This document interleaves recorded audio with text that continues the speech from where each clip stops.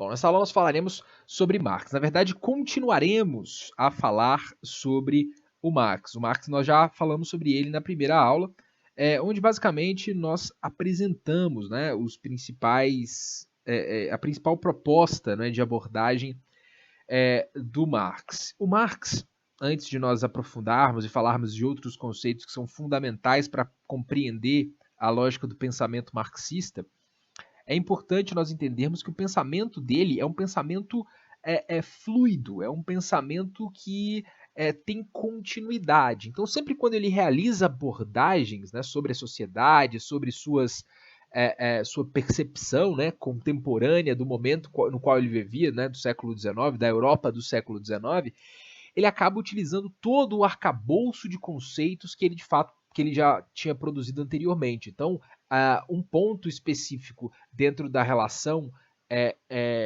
econômica que aquele mundo vivia, né, na Europa onde havia o capitalismo industrial, todos os pontos do conceito teórico dele se encaixam e se emendam para que ele chegue às suas conclusões. Então é importante nós entendermos que com muita dificuldade nós segregamos, nós segmentamos, né, o pensamento marxista. Em qual sentido eu estou dizendo isso? Porque para a gente, por exemplo, falar sobre meios de produção, nós precisamos entender trabalho. Né? Para nós entendermos trabalho, nós precisamos entender o conceito de mais-valia. Para entender o conceito de mais-valia, é importante nós entendermos o conceito de alienação. Percebam como um conceito vai puxando o outro. Então, o Marx, diferente de outros grandes sociólogos, né, o pensamento dele é fluido. Ele parte de um pensamento geratriz, né, um pensamento central que vai produzir as outras formas de pensamento que ele vai, de fato, elaborar. Entretanto, ele é todo, né, conectado. Ele é todo o conjunto de pensamento dele é um pensamento grupal, assim, ele se une com muita facilidade. Nós falamos que o método, né, de análise e o principal conceito do Durkheim era a lógica da consciência coletiva, partindo da análise através do fato social. No Marx, a forma de abordagem dos seus preceitos, né, dos seus objetos de análise, através do materialismo histórico dialético. O materialismo histórico dialético nada mais é do que uma interpretação da dialética do Hegel, né, da dialética hegeliana. O Marx ele não concordava muito, ele era um divergente, um opositor às ideias do Hegel, né, que era um importante filósofo daquela época, né, contemporâneo ao próprio Marx. Entretanto, essa perspectiva ele acaba tomando para si, ele acaba de fato utilizando principalmente a dialética do Hegel, que fala sobre a dinâmica da contradição. E essa dinâmica da contradição ela pode ser inclusive interpretada como dinâmica do questionamento, né? Dinâmica da crítica. Né? Essa lógica do Hegel, né, que o Marx ele vai utilizar em suas abordagens, é que nós temos a tese, a antitese, né, ou antítese, e a síntese. Né? A gente consegue simplificar essa tríade de conceitos de uma maneira muito simples. A tese é aquilo que foi proposto inicialmente. Então é aquela verdade analisada. Né? Eu tenho uma verdade que ela vai ser interpelada, ela vai ser analisada por alguém. A antítese ou antitese seria uma segunda voz, uma segunda possibilidade sobre aquela abordagem. Pode ser, por exemplo, completamente contrária à ideia inicial, ela pode ser parcialmente contrária, ela pode ser bem parecida, mas nunca poderá ser igual. É uma outra visão de outra pessoa sobre outro aspecto. Então a ideia é o seguinte, eu tenho primeiro uma visão, uma forma de compreender um determinado objeto. Objeto qualquer tipo de elemento interpelado pela ciência. Né? Percebam esse é o conceito de objeto dentro desse sentido de frase. Né? Então, eu tenho uma proposta inicial, uma tese inicial, alguém falando sobre algo, né? Eu tenho uma segunda versão, né, que é inevitavelmente diferente, pode ser até parecido, mas é diferente. E eu tenho o resultado, que é a síntese. A síntese, normalmente, né, não há como eu juntar coisas diferentes e ela dar resultado igual aos elementos que foram juntos. Né? Então, sempre a síntese vai contrariar a ideia tanto da tese quanto da antítese. A síntese vai ser um produto, né, da, da, da conexão, né, da interação, melhor, da interação entre a tese e a antítese, ou a antitese. Então, é como se fosse uma conclusão, né, uma conclusão elaborada a partir de duas versões, ou de dois modos, de duas perspectivas. Então, a lógica do materialismo histórico dialético é compreender, né, como que a sociedade se estrutura, e olha, ela se estrutura no processo histórico através do acesso a bens, do acesso a produtos, da transformação da natureza em produtos.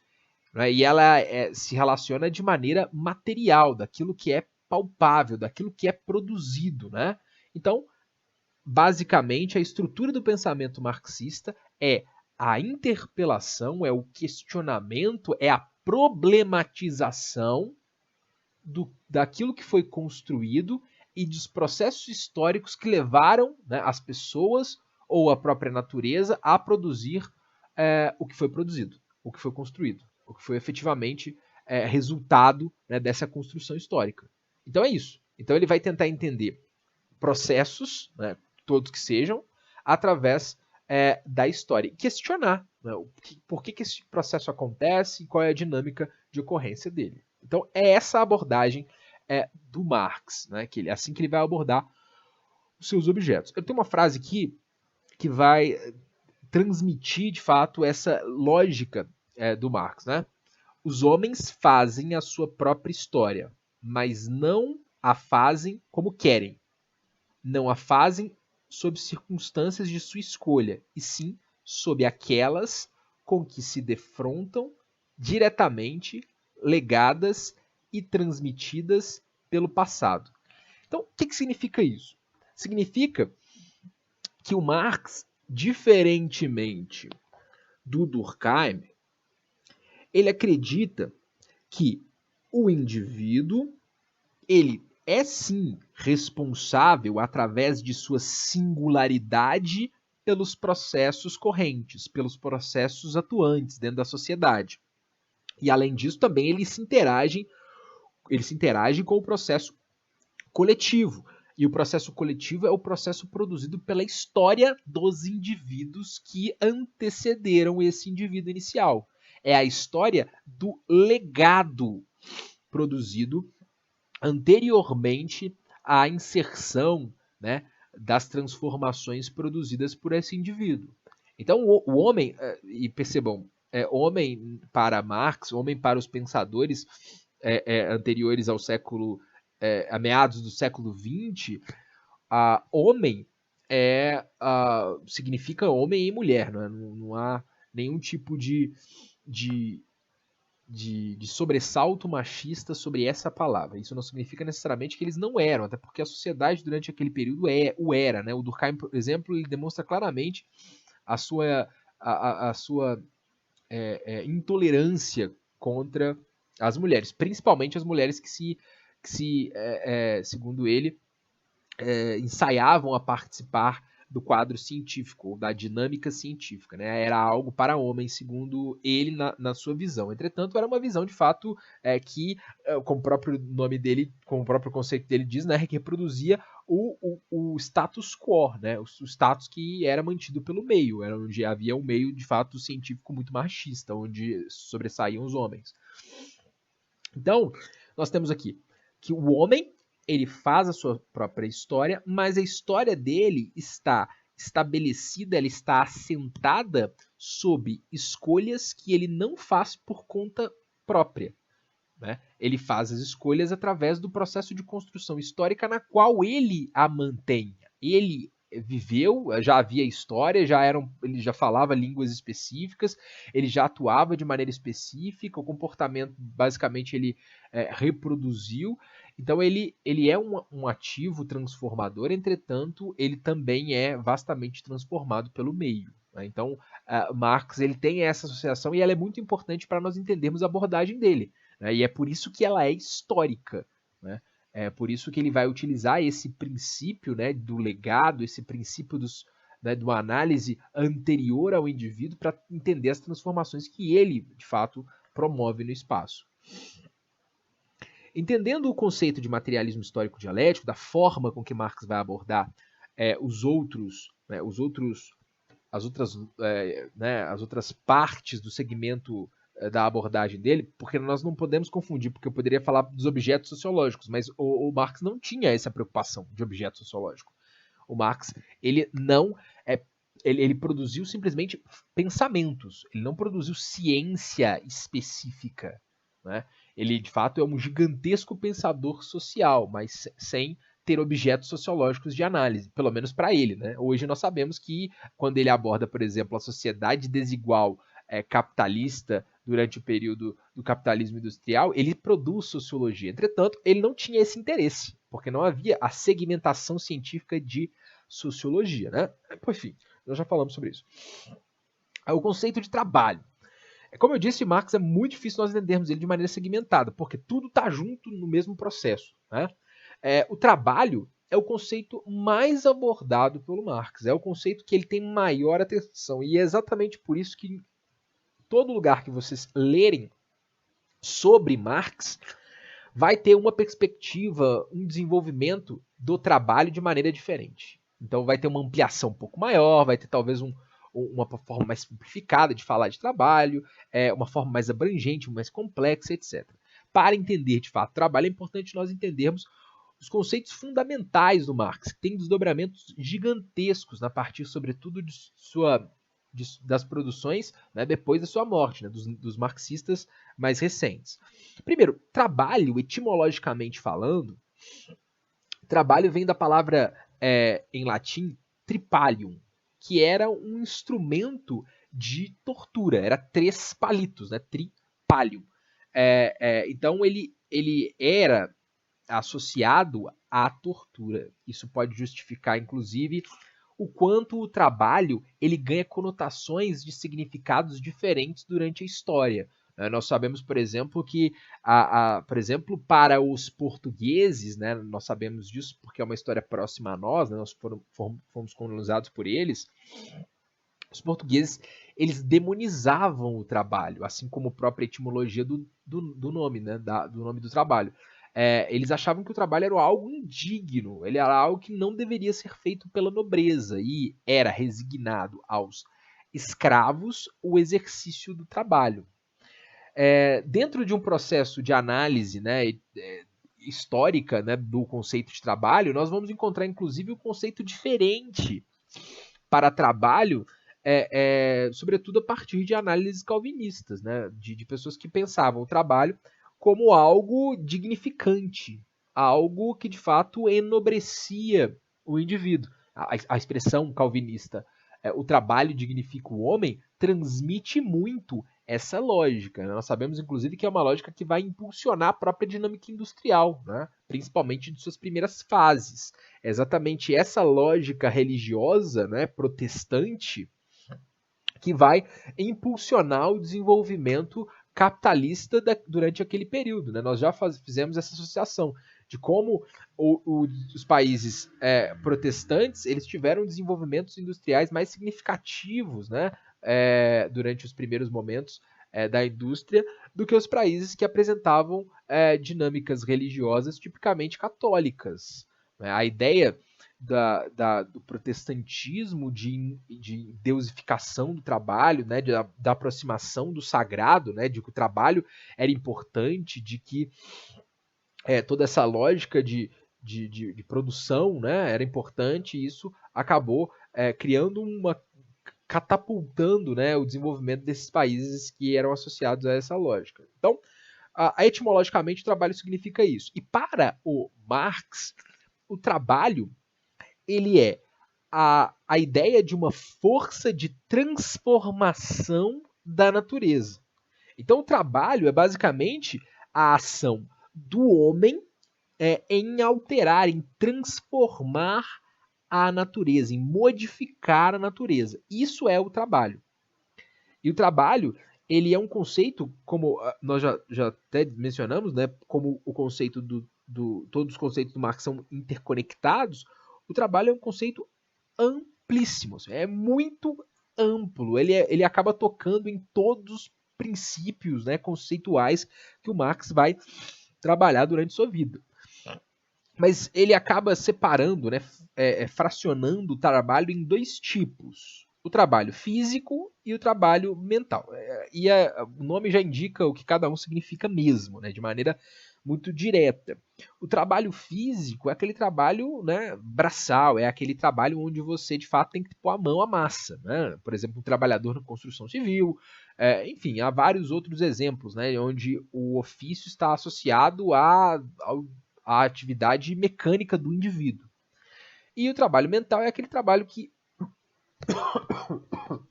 está associado ao pensamento, né? À produção intelectual, enfim, a atividades mais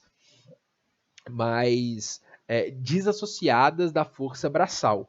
Então, é essa divisão de trabalho. E todas elas transformam a natureza em sua medida.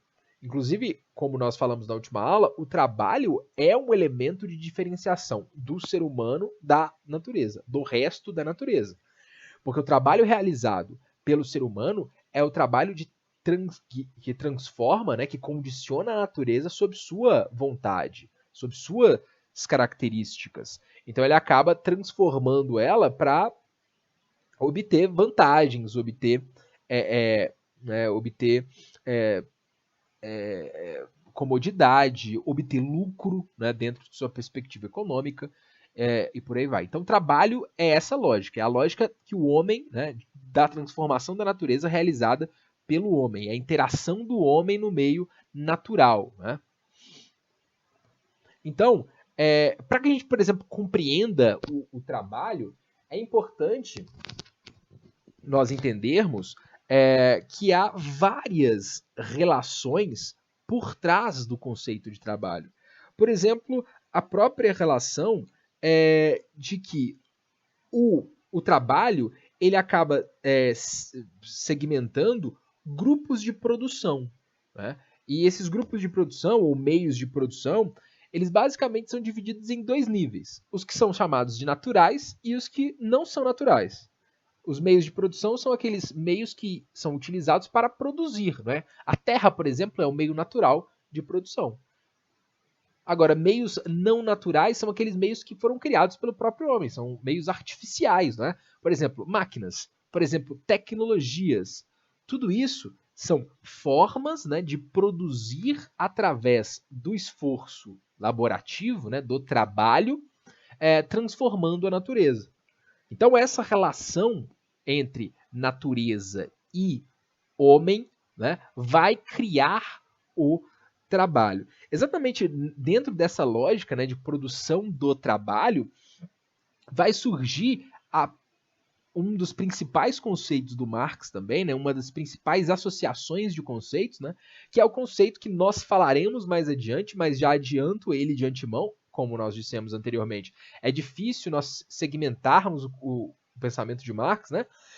O conceito de infraestrutura e de superestrutura. Nesse sentido que eu acabei de apresentar, o trabalho ele faz às vezes da infraestrutura. Né? Ele é a condição materialista, é a condição de execução de sua atividade dentro de um meio de produção. É uma relação de produção. Então ele vai propiciar todo esse processo que faz parte da infraestrutura. Já a superestrutura é o que vai manter essa perspectiva produtiva. Então, por exemplo, vou dar um exemplo simples. Eu trabalho, eu tenho que exercer o trabalho. mas eu exerço trabalho, e o trabalho em sua essência é infraestrutura, eu tenho, e para eu exercer o trabalho, eu sou direcionado por uma lógica onde o acesso é mediado pela compra. E o que proporciona compra é poder econômico, é poder monetário, é ter dinheiro. E o trabalho me dá dinheiro. Então, a lógica econômica na qual nós estruturamos nossa vida, a lógica econômica na qual nós estruturamos nossa vida é a superestrutura. O trabalho é a infraestrutura. Então, nós somos direcionados ideologicamente, através do meio em que vivemos, a trabalhar, a executar o trabalho, para que nós tenhamos, no fim do mês, uma recompensação, né, que troca o meu trabalho, né, o meu esforço de transformação da natureza, tanto físico quanto mental, em dinheiro. Esse dinheiro é trocado por mim por produtos. Então, essa é a lógica, né, de funcionamento da lógica do trabalho, da perspectiva do trabalho, segundo Marx. Né? Lembrando, eu vou falar sobre isso e vou colocar na apresentação de uma maneira mais detalhada, mas só já adiantando, né, o conceito, inclusive, nós já trabalhamos com ele anteriormente, que a infraestrutura seria essa condição de produção, seriam os meios de produção, seria a relação, né, da própria produção, seria o exercício, o meio do exercício do trabalho. E a superestrutura seria o princípio ideológico por trás da produção do próprio trabalho, da execução do próprio trabalho. É a ideologia por trás da coesão, do que dá sentido. Então ela vai dar sentido à execução do trabalho. Outro exemplo de superestrutura que a gente já falou anteriormente, o Estado é um exemplo disso. A religião é um exemplo disso. A cultura é um exemplo disso. A política é um exemplo de superestrutura, que é o que vai dar sentido à execução do meio de produção, ao trabalho em si, à atividade laborativa. Então, o conceito de trabalho, como vimos, somado à aula anterior e essa aula, esse. Nós falaremos ainda de desdobramento sobre a relação de trabalho, quando falarmos, inclusive, na próxima aula, sobre alienação e mais-valia, que são dois conceitos intimamente associados à lógica marxista. A lógica marxista de pensamento na exploração do trabalho da modernidade. Então é isso. Até a próxima.